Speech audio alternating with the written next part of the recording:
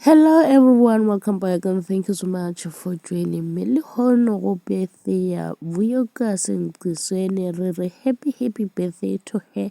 Gomme ba mo rometše present tša di rose cake le chocolate gomme ba mo sendela message ba re happy birthday to the love of my life. Thank you for trusting me with your heart.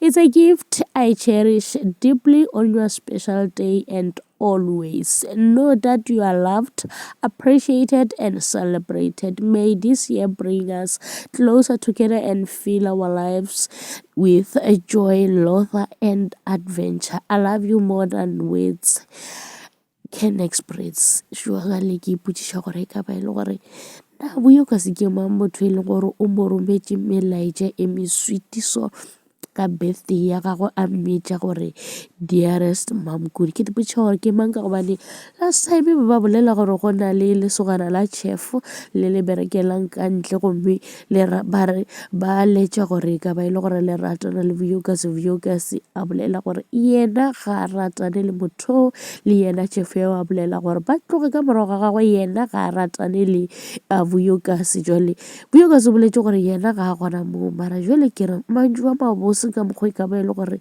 na o rometše ke mang ka gobane mpumelelo azange ra bona wisha birthday for mama Mhlophekazi. Azange ke bona motho wa Mseleku a wišetša yena Vuyokazi birthday letšatši la gagwe la matswalo.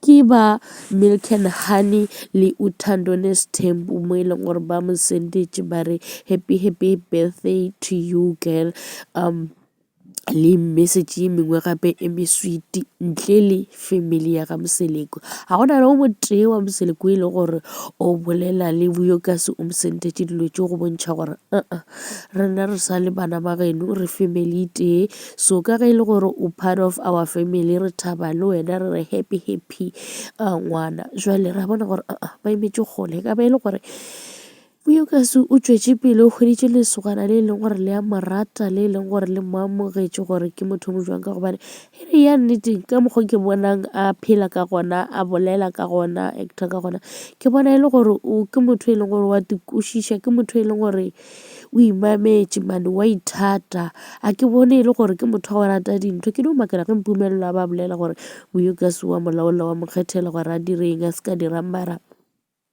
o bontšha e le gore ke motho e leng gore o lokile e le ruri. Nna ke bone o kare Vuyokazi ke motho e leng gore wa tshwenya ge e le gore ka mokgwa e leng gore o ka gona o kare a ka tšwela pele ka mokgwa a phelang ka gona ka gobane for nna ke bona e le gore ke lekgarebe le e leng gore le a ratega ebile le a ithata ebile le itlhokometše ga le rate dintwa.